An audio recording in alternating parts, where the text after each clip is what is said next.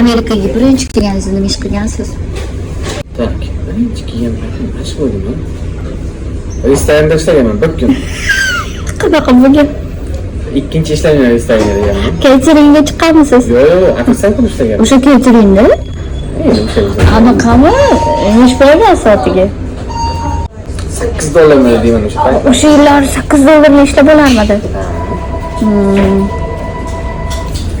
Qaysi qilgan ishingiz yoqtirib qilgansiz Amerikada?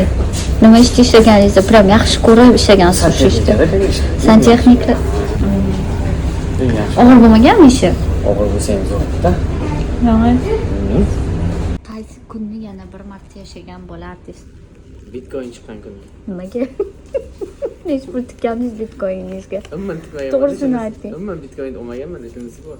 Nima oluvdingiz? Dogecoinmi? Dogecoin. Lekin bitcoin bo'lganda lekin. Hozir boyib ketgan bo'larmidi?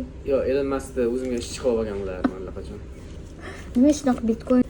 Ana shu olayotgan $35 sushimizga hozir yarimta bitcoin berardi. To'ys o'sha yarimta bitcoinimiz hozirgi paytda $10,000 ziyod bo'lardi.